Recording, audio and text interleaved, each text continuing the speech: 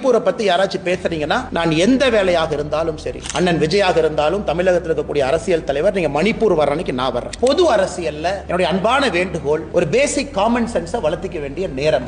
மணிப்பூர் என்ன பிரச்சனை, இந்த ட்ரக் ட்ரையாங்கிள்னு திரும்ப திரும்ப சொல்றோம். என்ன மியான்மர்ல இருந்து யாரை புஷ் பண்ணிட்டு இருக்காங்க? சைனா மியான்மருக்கு ஏன் உதவி செய்யறான்? ஜியோ பாலிடிக்ஸ் அங்க என்ன நடக்குதுங்க? ரெண்டு ட்ரைபல் சண்டை போடுறாங்க, துப்பாக்கி சூடு நடத்தி நாளை காலையில குக்கியும் ஏத்தி நீங்க சமாதானப்படுத்திடுவீங்களா? இதெல்லாம் 100 ஆண்டுகளாக இருக்கக்கூடிய பிரச்சனை. மலை மேல குரூப் இருக்காங்க, மலைக்கு கீழே குரூப் இருக்காங்க. மலை கீழே இருக்கிற குரூப் மேல போய் நிலத்தை வாங்க முடியாது. மணிப்பூர்ல எந்த ஆட்சி காலத்துல பிரச்சனை அதிகமாக இருந்தது? காங்கிரஸ் ஆட்சி காலத்துல எத்தனை பேர் இறந்தாங்க? காங்கிரஸ் ஆட்சியில மொத்தமா 768 கோடி ரூபாய் ட்ரக்ஸ் சீஸ் பண்ணி 2006 இருந்து 13. நம்முடைய ஆட்சியில 21,000 கோடி ரூபாய் ட்ரக்ஸ் சீஸ் பண்ணி மலை மேல விளைவிக்கிறவங்க இந்த முதலமைச்சர் நடவடிக்கை எடுக்கிறாங்க. 10 எரியுது. அது கிறிஸ்டியன் வெர்சஸ் ஹிந்துவா மாறுது, ட்ரைபலா மாறுது. எங்களுடைய சொந்த கட்சியில் இருக்கக்கூடிய முதலமைச்சரை ஒரு ட்ரைபல் கம்யூனிட்டியை சார்ந்தவங்க முதலமைச்சருடைய இல்லத்தை கொளுத்தும் போதும் கூட அங்க இருக்கக்கூடிய போலீஸ் துப்பாக்கி எடுத்து